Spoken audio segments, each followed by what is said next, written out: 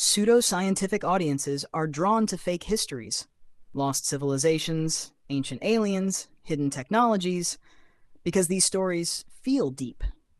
They feel mysterious. They give people the sense that they're uncovering a secret truth that others have missed.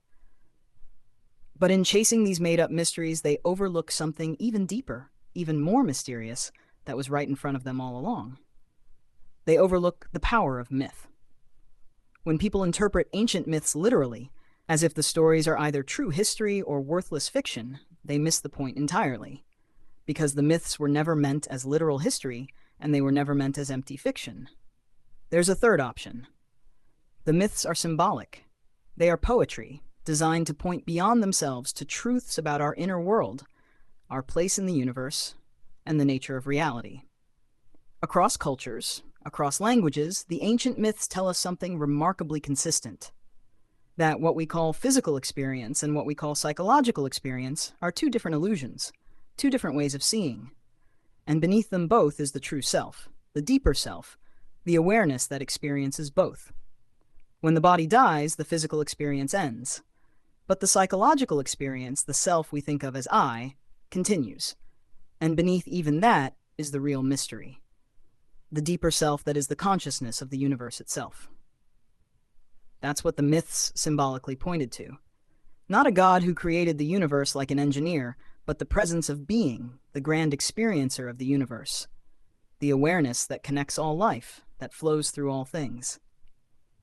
Over time, this presence was distorted into the idea of God as a creator, a figure who stands apart from creation. But the original myths weren't describing a separate being. They were describing the one presence that is both us and beyond us. The physical and non-physical worlds are two aspects of the same universe, distinct but connected. And human beings for thousands of years have been mystified by this. That mystery inspired the great ancient artworks, the sacred stories, the symbols and monuments that we now call myth. And today, most people miss the real wonder of those myths.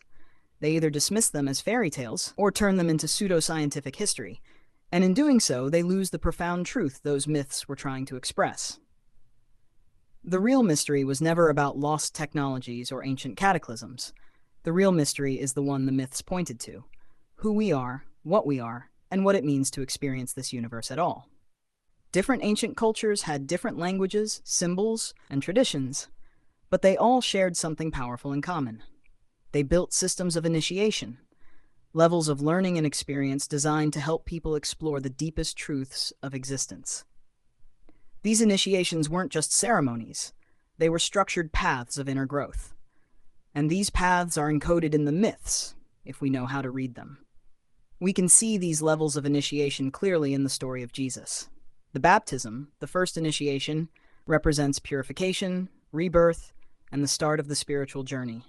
It marks the moment when a person begins to awaken, to look beyond the surface of life and ask deeper questions. Then comes the crucifixion and resurrection, the deeper initiation, the death of the old self, and the birth of a new perspective. This wasn't meant as the record of a one-time event or the biography of a single man. It was a map, a guide. The original Christians used this map not to worship Jesus as a figure apart from them, but to guide themselves through the stages of their own inner transformation. And just like in other traditions, this teaching unfolded in layers. In the beginning of life, the story was taught simply, as a tale with clear characters and events. But as a person matured, they were invited to see deeper meanings, to discover that the story was about them, that the baptism, the cross, and the resurrection were not events outside themselves, but symbols of their own inner path. Even the name Jesus connects to older stories of initiation. In the Hebrew tradition, after Moses, the guide who brings the people to the threshold, it is Joshua who leads them into the Promised Land. Joshua is just another form of the name Jesus. The same pattern told again: a guide, a crossing, an entry into a higher state of being. The Promised Land wasn't a place on a map. It was the awakened state of consciousness that comes after the journey is complete. These were the real mysteries of the ancient world, not lost technologies or hidden civilizations, but the inner journey that every human being is invited to take. And that's the truth hidden beneath the myths, if we choose to see it. The ancient myths weren't written to entertain us or give us history lessons.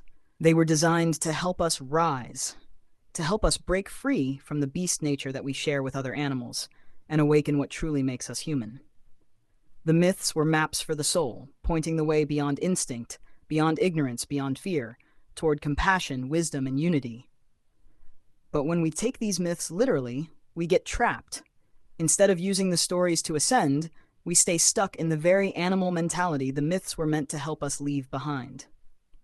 And when humanity stays trapped in that beast nature, insanity follows. Just look around. We see it on the internet every day, people filled with hate, tearing each other down. We see it in the streets, violence, cruelty, destruction. And instead of asking, how do we change this? How do we create a better plan for humanity? We tell ourselves it's all God's plan. And if we think it's God's plan, we don't try to make a plan of our own.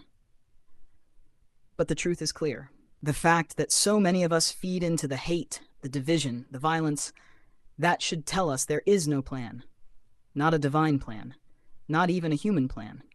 We are lost in the darkness the myths were trying to guide us out of. And here's the tragedy. For many believers, if someone even hints that the God story or the Jesus story or the devil story might be metaphorical, not literal, their belief system reacts as if that truth is a lie from the devil himself.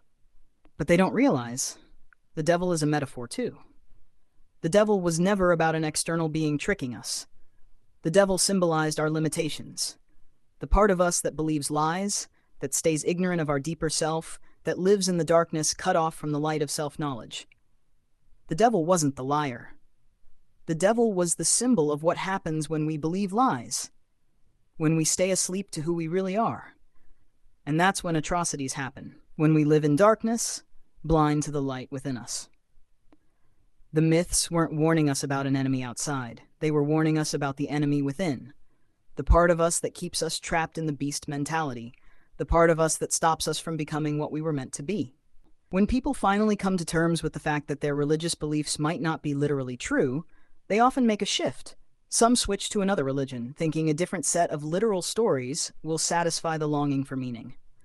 Others turn to atheism, rejecting all spiritual ideas as fiction. But both of these paths miss the bigger picture. Both end up substituting one kind of literalism for another. And both end up denying the deeper truth that the myths were pointing to all along. Literalist religion gives us a simple image of the soul, as if it's a little ghost inside us, or an orb of light, or some tiny inner body that floats off after death. Atheism, in reaction, throws the whole idea away and says the soul doesn't exist at all, but both are wrong. The soul was never about some object hidden inside us. The word soul comes from the same root as psyche. The soul is more like the mind, more like the living experience of being itself, than any of these literal images suggest. But even when we say mind, we risk another trap, because saying mind makes people think it's just something the brain generates, that because we can hook up machines, see the brain light up, and track the flow of thought, that must be the whole story, that the brain is the source of thought, that nothing else could possibly be happening. But when we think that way, we're denying our true nature. We're denying the true nature of the universe we inhabit. We're putting limits on the one thing that has exceeded every limit we've ever imagined, the universe itself. We already know the universe is more mysterious than we give it credit for. We know it's been evolving for billions of years. We know it gave rise to life and to consciousness. Why would we assume the universe has no more surprises? Why wouldn't we consider that it could evolve not just physically, but beyond the physical? When we talk about the unseen, we usually mean the microscopic, atoms, particles. But that's still physical. That's not non-physical. If our thoughts come from some deeper, non-physical aspect of the universe, why wouldn't they still affect the brain? Why wouldn't that connection light up our neurons when we think?